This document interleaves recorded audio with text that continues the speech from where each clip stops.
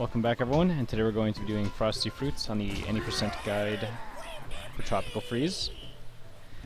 This stage it used to be not too exciting for me, but there are tricks in this stage that if you can get them, man does it feel good to get them. The key point being that you would have to get them. You're trying to go damageless for the first half of this stage, not an easy feat. Wow, okay, thank you. That one's the more random one. The next one is a difficult execution-based one.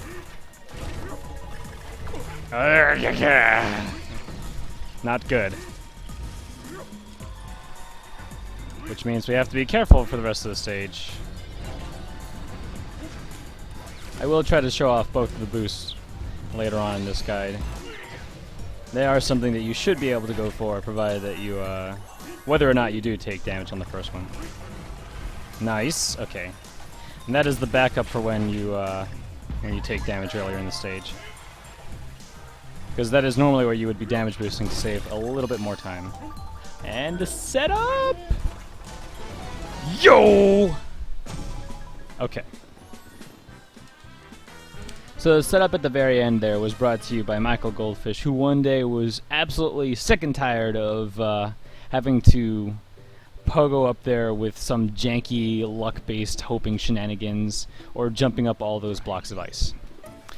So Frosty Fruits has a double boost in the middle of the stage where you are very likely to get injured, and it also has a pair of spikes at the beginning of the stage where you are likely to just get poked for no reason. Because of the fact that you want to damage boost later on in the stage, getting hit early on really sucks, especially because there aren't really hearts that you can easily grab. They would all cost you time. In any way, shape, or form, like, you pretty much need to not take damage to save time. So very important at the beginning, you're trying to make a certain drilling popsicle cycle. Not easy to do, and I'm going to be mashing out of this cutscene real hard, because... So, right here, coming up, there is a Tuck with a bomb in his hand, and the first thing you're going to do is you're going to roll up to it, and you're going to jump A, like, right in front of it, in such a way that you bounce off of it on the way up. There are a couple of spots in the run where you're doing this, where you're holding A as you approach an enemy, and this will allow you to, like, bounce off of it on the way up. It's not very tricky, you'll get the timing for it. It's pretty much very rarely something that you will take damage from or lose time over, so don't worry about it. You'll get it within a couple tries. Now this bird, you're going to be bouncing off of him and holding A so that you rise up high enough to bounce off the walnut that's coming up. You want to bounce off of him, you want to hold A for a little bit. Not too long, not tap, it's got to be for a little bit, so. Just a little bit, because you want to land right around there, preferably like almost on top of the banana if you can.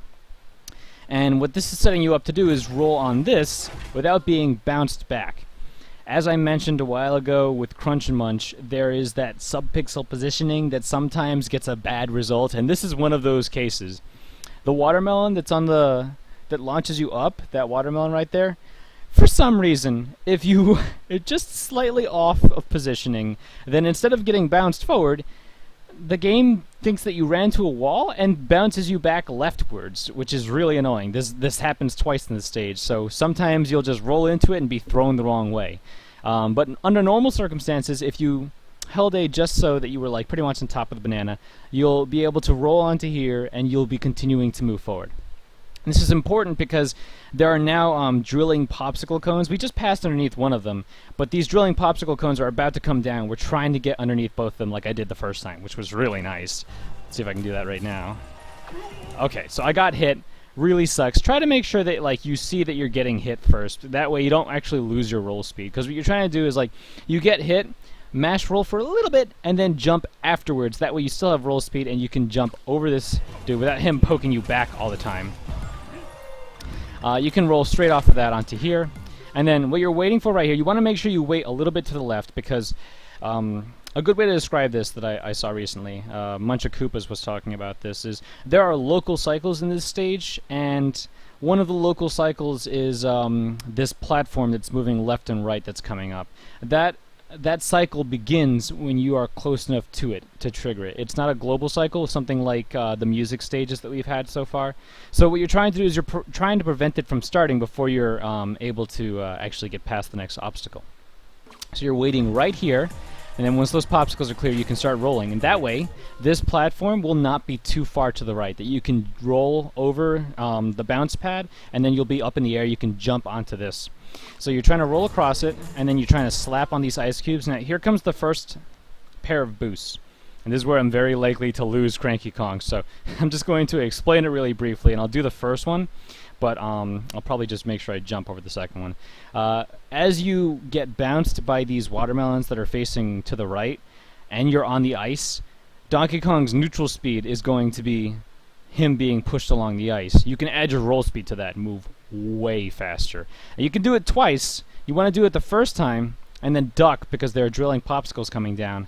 And then as soon as you get up, because the drilling popsicles will come back up, you can roll and jump again immediately. This one is the more dangerous one because there's a dick poker penguin right in front of you.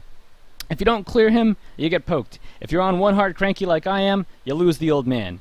And we struggled to have Cranky at the end of Jam and Jams, and we'd like to keep him through this stage because he makes the rest of the stage faster, because you'll also be needing him for Bashmaster and the upcoming final gauntlet of 6, 1, 2, and 3. So, first boost, and then I'll just jump that time. It's okay, because it's nice to get the second boost if you can. As you can see, you're pretty much like right in front of the dick poker when you would like to roll a jump. So, I'll try and get that the next time if I can. Now for this, you just duck, roll jump, and then roll again. You want to be quick on that section because of the fact that like you really don't have enough time. The popsicles are going to come back down after you roll over the Papa Penguin. So you want to actually make sure that you're roll jumping so that you get underneath here. There's this a secret puzzle piece area that you won't have to wait on those popsicles for. And then what I like to do for this section is I will roll off and then I will pogo up here. Something that you can, again, only do if you have Cranky. So please be careful. Try to make sure you have Cranky. Cranky will make the rest of the stage a lot faster. Right here, just do a roll jump and a pogo, and then just hold down. Make sure you jump up here. Don't do anything silly, because unfortunately, if you would like to do a roll right there, you'll collide into that Fat Hoots, and you won't be able to clear him without taking damage. It just doesn't work out, unfortunately. Now, for this next section, if you had both hearts, you would be able to just do a damage boost through the next series of spikes. But because I'm on one heart again, just like I did in the previous one, I'm going to wait and then duck underneath this entire section. And then rolling. This is where the second one, the rejected, might happen, where the watermelon might throw you backwards. Honestly, you should be fine. There are 3 bananas that were right there. I try to land on the first one, and that seems to be the positioning that I want, to be able to roll down that slope and roll across the watermelon without getting rejected by it. You want to make sure you jump high enough that you don't get hit by the Papa Penguin, but you also want to make sure you hold left in time not to get poked or lose your old man from the drilling snow cones.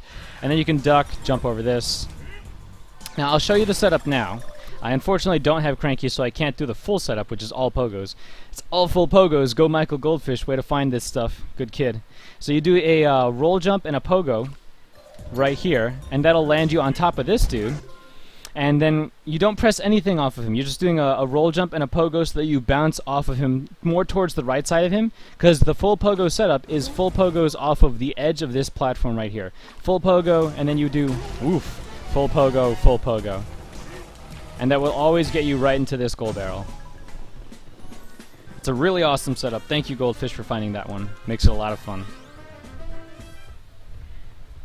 Now, in Time Attack, you have the same problem that used to be on this route, because normally when you finish Jam and Jams, you would be doing it with Dixie or Diddy. You wouldn't actually go and grab Cranky, which means you would have to switch to Cranky and Frosty Fruits. The problem with doing that is that the only buddy barrel is like this weird little alcove on the left, and so basically you would have to turn around to get it.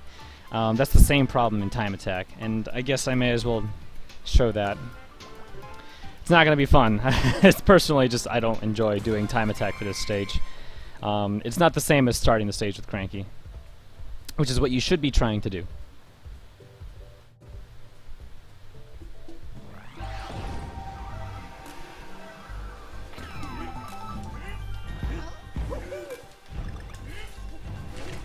And that's what rejected looks like.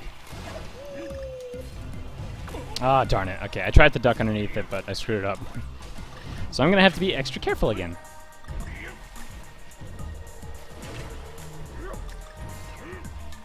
See if I can get both boosts this time. Oh, I got it. Okay, very awesome. That's what the second boost looks like. Very tight. Okay, good. I did not get poked. That is, like, super dangerous. Should not have gone for that.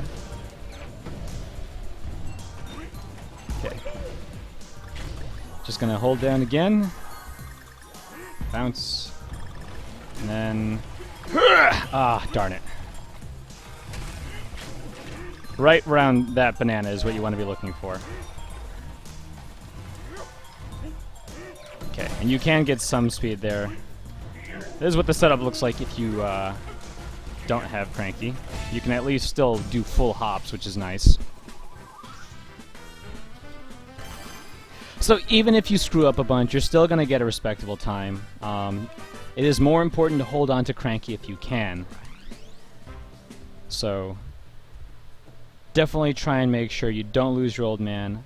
If you notice that the reason why I lost Cranky on that last section was because I was in the middle of doing a ledge hop, you're still moving really fast, and during the ledge hop animation you can't actually do anything. Now just to make sure that you guys actually see what the setup looks like, I'm going to show off the top time. Pretty sure Goldfish still has the record on this stage. Whackbot. That's terrible.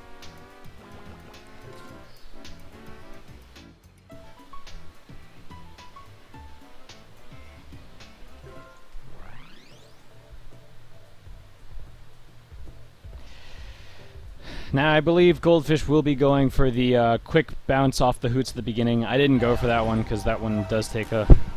That's a little more annoying to get. That's, again, a time attack trick. These are time attack problems. And that's what I was trying to do the first time. Waiting as little as possible so that he can just make it onto there. Very nice.